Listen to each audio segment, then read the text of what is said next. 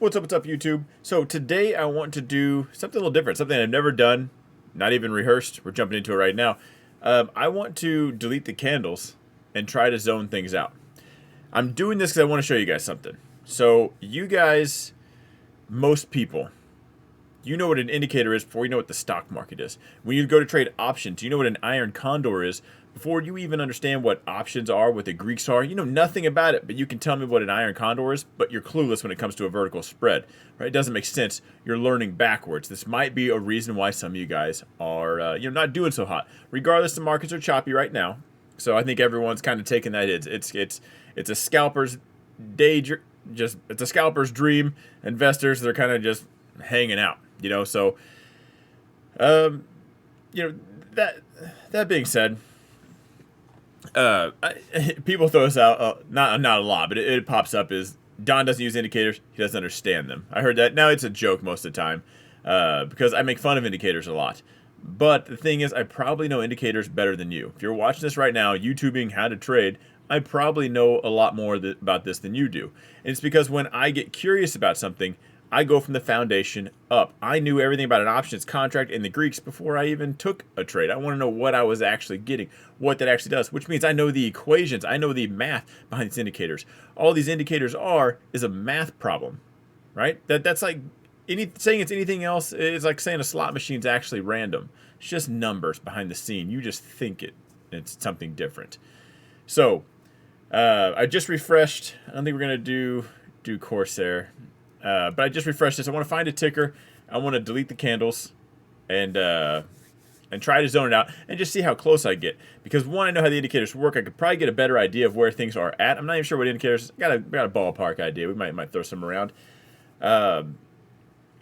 But because I know how the stock market works and what these indicators are saying, I want to see if I can guess it. Then I'm going to add the candles, delete the indicators, and see where my zones might actually be at. I'm going to try to find my two major zones. I want to try to find something horizontal. I thought about Corsair, but I can just look at this and tell you where those levels are at. We're right here. Buyers have shown up right there, so that's borderline cheating. I want to find something I like. Carvana. Oh, stupid megaphone pattern. I hate that pattern. But I like Carvana. All right, so CVNA. Good, no zones. We're going to jump to the 4 hour. Let's give it some time. Now I think I'm going to add the we have the Bollinger Bands in here. Let's do some Bollinger Band action. Maybe it's a little cheating, but fight me. All right, let's do. What standard deviation is that? It's 2 standard deviations. So I'm going to engulf 99% of those candles. That's fine. I now know where everything's at. Cheating. If you guys don't know what that means, probably look up Bollinger Bands. Or let me know down below. Do I need to make a real video on actual Bollinger Bands and teach you how they actually work?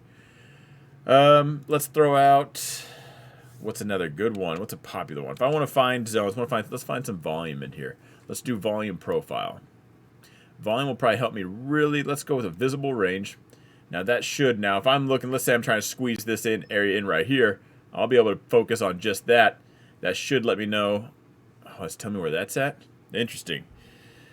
All right. Well, either way, let's grab some EMAs.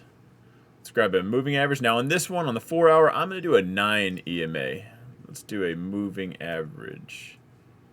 Let's do another one. Moving average exponential. I think I can do pretty good with that. 9. Let's where's the candles at? Make these happen. Let's make them disappear. Let's find some zones. A little trickier than I thought. Maybe I should have recorded this. Pre-recorded it. Okay, so we know when we get out here, we're getting out. That's 2 standard deviations. That's a deep spot. Buyers did pick it up all right there. Now, if we were to actually just zoom in, we can kind of see the convergence. So we got the deep spot right inside. We've hit here a couple times. So we know something's going on right here. Now we're going to zoom in and really check out some volume because I want to grab right here or right there. I want to focus on those 2 areas. Same with up top. We really, nothing but sellers show up right here. I know we got that peak. That was an instant rejection. I'm surprised it's not an earnings play. But I'm kind of thinking if I want to ballpark this, it's somewhere right inside here. That zone's going to be somewhere in there. What's the EMA? EMA is a 9. So we pushed up, pushed up. This is probably where we crossed over. So we're touching that at least. We're getting close right here. We definitely know there's sellers up here. So what I want to do is actually see where, well, let me zoom in that much. I just want that to be visible. That little dip right here. I don't want any of that. We're buying right here. We're seeing the Bollinger Band start to contract right here. So that right there tells me there might even be something going on right inside there. That's where they're squeezing. That's where there's that just converge, where we're bottlenecking. That game of tug of war is being played out. But I really wanted to see just this area right here. Is there a way to volume? Oh, volume profile. Here we go. Fixed range. How many of these do we need to add on? Where's the fixed range at? Oh, shit. Hang on a second. Sorry about that. Let me, where's that at? Let's get that out here. So now that we know kind of what we're talking about.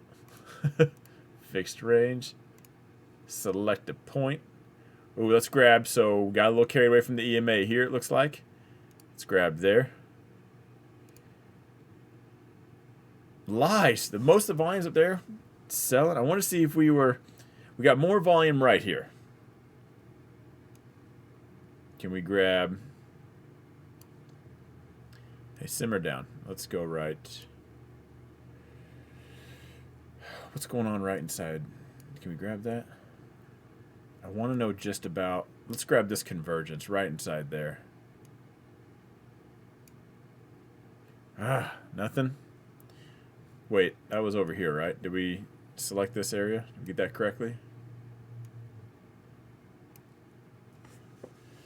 Start to squeeze. Nothing really showing up. I can imagine why we sold off right here. That was sell volume coming in hot. We got a little carried away. Went to the downside. This is where the buyer showed up somewhere inside here. Let's try another one. Man, this is actually... I'm going to put something like this on TikTok, but it's going to be just a clips of this. So if you guys do see that notification, watch for the algorithm. Let's just do session volume.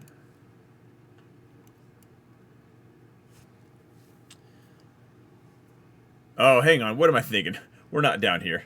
Anyway, standard deviation's way out here because we're way above the bell. We're up here. Okay, so we're on that side. So our zone, that's easy. We're going to get rid of this. No one cares about that zone right there. We're definitely hanging out. This is definitely where we contract a little bit. We get carried away. Ooh, this is a close one because there's almost two zones, it looks like, right here. Get up here, nothing, we hang out. Now, nothing but sellers do show up here, but definitely this is where we're rejecting, where we definitely need to pay attention to. So I think we should actually drop it down to where most of that volume is actually at. Let's bring it down right here. I'm going to say your zone's right there. Look at your volume. We're coming in right here. That's where we start to sell. We definitely hit that and rejected. This is basically candles at this point. This is a cheap, easy one. Got some volume right here. Rejected. Where did we really squeeze? As soon as we get to the bottom, we start to squeeze. That volatility opens up. They lay into the throttle. We get it here. We really start to squeeze, and this is where things get ridiculous. We're throwing all over the place. It looks like earnings coming up. We jump it up. We bring it back down. We bounce right here. Man, I want to say the zone is up here, but I think I'm gonna call it. This is supposed to be a quick video. I was gonna hopefully show off what knowing the indicators are about may actually help you out. I spent a lot of time making fun of indicators. I try not to, but I still will. You know, just how it'll be. That's a little low. We didn't even touch that right here. We did right here, though. I mean, that's a fresh zone. If we tag that again, we're definitely going for it. If I had to chart this off of just that, I'd say right here. We're going to blue zone that up there. Go ahead and take your type 1 right here. But it'd be hard to stop out anywhere inside here because that's where all the buyers are waiting, saying, I'm going to snatch that up right now. As far as this goes up here, we're not out of the woods. Like, if you're looking to go bullish on this, you're not really out of the woods until at least we get above that right there. So look for your main zone. We're going to struggle right there. We're going to smack that. We're going to come back down. Where's that speed bump zone? Right there in the middle, kind of right where we're at right now. We're somewhere right inside here, actually. I'd say where we're at, I'm going to give that a speed bump zone. So we'll call this an hourly zone, 4 hour speed bump. We're not really out of the woodwork till we get above that. Watch it as we jump into this zone. We might see some aggressive buying right here. yeah, I could take this trade all day. I bet that zone goes all the way out there. We're hanging out, kind of going horizontal. We can kind of see the megaphone pattern. That whatever. I would never actually trade that. Let's bring it back. Let's see how close we were. Let's get rid of the junk. Let's hide that. Hide that. Candles. Let's zone this baby out. Yep, I'd see the rejection there. We bounce, type 1. We start to really float and get ahead and start making those higher lows. So that's definitely still where all the buyers were. Look at that aggressive move out. We based out, we jumped up, we tagged there, came right back down. Basically played the back and forth game. Bounce, boom, hang up.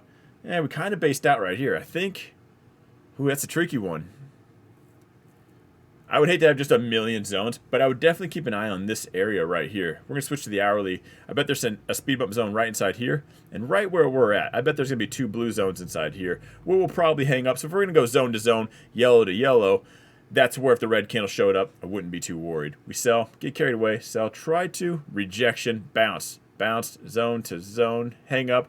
We're reaching for the stars, get out of here. Drop that thing into that zone. We reject, make a lower high, come back down. Are we going to make a lower low right here?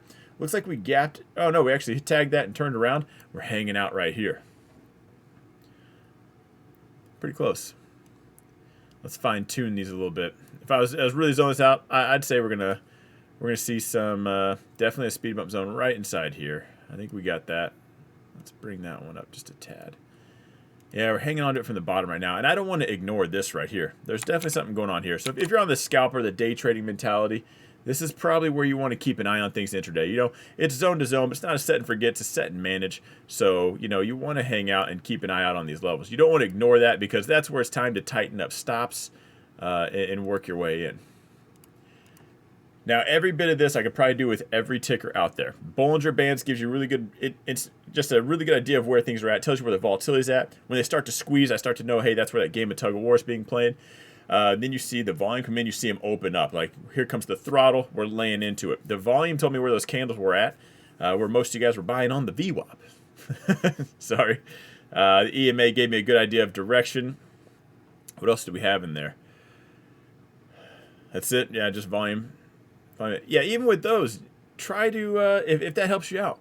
My main point of this video, though, is you can use indicators if you know what they are. But most of you guys probably skipped the learning step and jumped right into what picture does it make on the chart. And that's a very important step to not skip. So, anyway, I know all about indicators. I just choose not to use them. I can see on the chart when something's overbought or oversold. I can see by its characteristics. I can tell you this average true range without actually looking at the average true range. But that's the level I'm at. If I ever use an indicator, it's not carrying any weight. It's, this is a coin toss. Is there anything else that might maybe skew this and might maybe help me out? Maybe I'll see where the retail crew is at because they're probably watching this indicator. And retail crew, it's easy. Oh, oversold. Buy. Fine. At least you know some buyers might be there. Now, they might get wrecked, but hey, at least you know you're in the zone. Like, here's the stock I want to buy. I know the story. How do I buy it? Here's the zone. There's my structure. What are some multipliers? What's the why behind that? Not what the news is selling you, but what's the why? You know, why do I want to buy this? Looks oversold. Maybe a dead cat bounce. I can get my stop in the green pretty quick. This thing's trending up, pulling back for a higher low, making that bear flag / reversal situation. I got a few reasons why I want to be in that. I got a clear stop, and that's how you take the trade, get on to the next level. Your trade needs to match your time frame. Are you going to be in this in and out in minutes? You need to be on the minute time frame. If you're going to be in there swing trading, probably 4 hour, daily. In this market, I'd say a little bit higher than that. So I'll end it here. Let me know, what do you guys think about that? Would you ever do something like that? I never would, but it was still fun. Borderline cheating with those indicators. I knew where all the candles were at. Did you learn anything about those indicators? Have you ever used those? And I just showed you something different about them. Let me know in the comments down below. And as soon as this video goes up on TikTok, don't make me repeat this, but I gotta do something with the algorithm. Watch it and then share it. It's gonna be the Cliff Notes. So I will see you guys tomorrow.